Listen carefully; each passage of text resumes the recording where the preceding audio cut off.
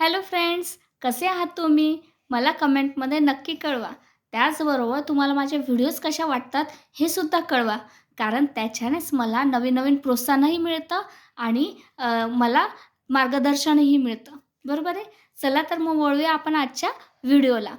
काल मी तुम्हाला सांगितलं होतं, की आपल्याला आपल्याकडे जी संपत्ती आहे किंवा भगवंताने जे आपल्याला आपल्या चांगल्या कर्मांची फळं दिली आहे, जे गिफ्ट दिलं आहे, ते आपण फक्त आपल्या स्वतःसाठी उपभोग घेतला पाहिजे. बरोबर आहे. पण फक्त स्वतःसाठीच उपभोग घेतला पाहिजे का हो? का फक्त स्वतःसाठीच वापरला गेला पाहिजे? तुम्ही म्हणाल, "हो शीतल, आपला पैसा असतो तो. आपण आपल्या स्वतःसाठी उपभोग तर घेतलाच पाहिजे. हे कालच तू सांगितलं ना, की त्याचा उपभोग घेतला पाहिजे." हो, मान्य आहे, की त्याचा उपभोग घेतला पाहिजे. पण फक्त आपल्या स्वार्थासाठीच का? इतरांसाठीही कधी-कधी आपण जगून बघावं. फार बरं असतं. त्यातला आनंद हा काहीतरी अलौकिकच असतो. बरोबर आहे? बघा, परवाच मला माझी एक मैत्रीण भेटली होती. ती मैत्रीण मला म्हणाली, की "शीतल, माझ्या गुरूंनी आम्हाला शिकवलं आहे, की आपला जो मंथली इन्कम असतो, त्या इन्कमच्या कमीत कमी 11% अमाउंट ही आपण इतरांसाठी किंवा चांगल्या कार्यासाठी वापरली पाहिजे." बरोबर आहे? मग तेव्हा आपला पैसा पवित्र होत असतो. मग पवित्र म्हणजे काय, आधी अपवित्र असतो असा नाही. तर आपण जो इन्कम आहे, त्या इन्कमला भगवंताचा स्पर्श लागला पाहिजे. चांगल्या कर्माचा किंवा चांगल्या ब्लेसिंगचा स्पर्श लागला पाहिजे. मग हे ब्लेसिंग म्हणजे काय? तर जेव्हा आपण इतरांसाठी इतरांची काही मदत करतो, कोणत्याही असतो, आर्थिक असो नाहीतर कशीही असो. जेव्हा इतरांची मदत करतो, तेव्हा त्यांचे जे आशीर्वाद असतात, ते आशीर्वाद आपल्या खात्यात जमा होतात. मग तुम्ही म्हणाल, "शीतल, तू तर परवा आम्हाला सांगितलं होतं, की आपण आपला जो पैसा आहे, तो गरजेपुरताच खर्च करावा आणि बाकीचा जो पैसा आहे, तो आपण आपल्या भविष्याच्या ज्या काही अडचणी येणार आहेत, त्या अडचणींसाठी सेव्हिंग करून ठेवावा." मग तेच का हे?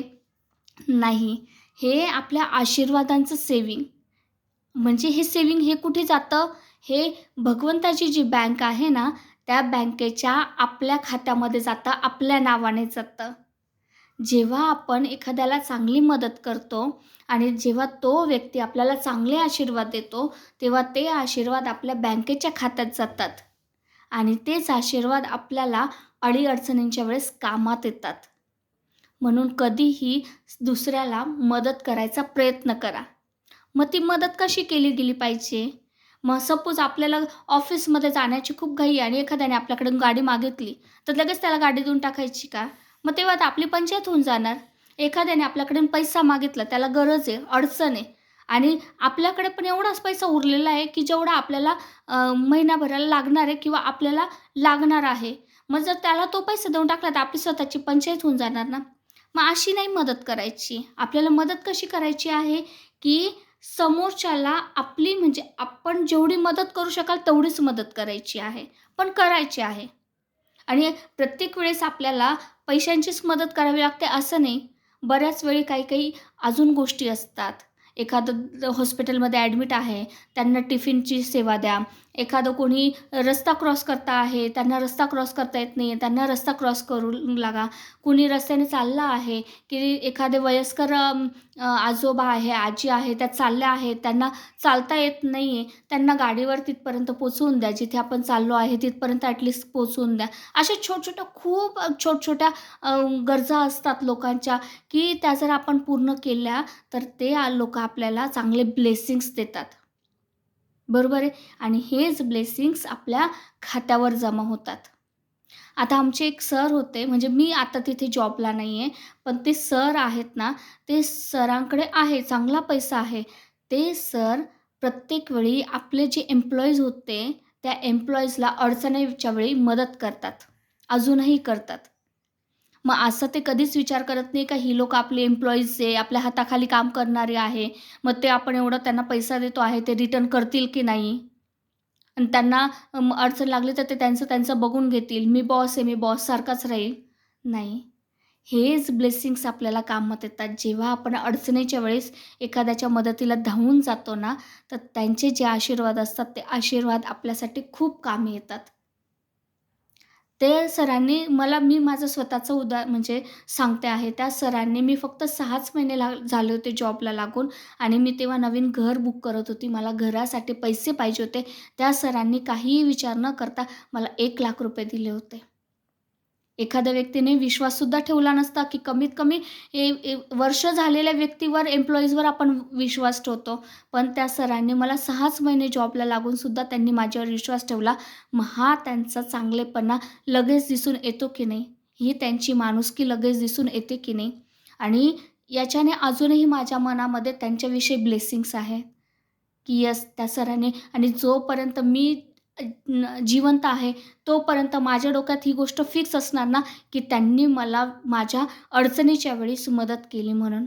आणि हे जे ब्लेसिंग्स असतात ना, हेच ब्लेसिंग्स आपल्याला कामात येतात, आपल्या अडचणीच्या वेळी. तर तुम्हाला जेवढे शक्य आहे ना, तेवढे जास्तीत जास्त समोरच्याला मदत करण्याचा प्रयत्न करा. मग ते वस्तूच्या स्वरूपात असतो, पैशाच्या स्वरूपात असो, एखाद्या मदतीच्या स्वरूपात असो, काही हेल्प म्हणून असो, कोणत्याही पद्धतीने तुम्ही समोरच्याला मदत करण्याचा प्रयत्न करा. ज्याला ते जे पॉसिबल आहे, जे पाहिजे आहे, ते तुम्हाला जेवढं पॉसिबल आहे, तेवढं तुम्ही जास्तीत जास्त मदत करण्याचा प्रयत्न करा. आणि त्या व्यक्तीचे ब्लेसिंगच तुम्हाला कुठून कुठपर्यंत घेऊन जातील ना, कळणारसुद्धा नाही. मग तुमच्या बँकेच्या खात्यामध्ये हेच ब्लेसिंग्स तुम्हाला जमा होतील आणि तुम्हाला तुमच्या अडचणीच्या वेळेस कामात येतील. मग म्हणतील, "शीतल ह्या जन्मात मरून गेल्यानंतर पुढच्या जन्मात कोण बघणार आहे?"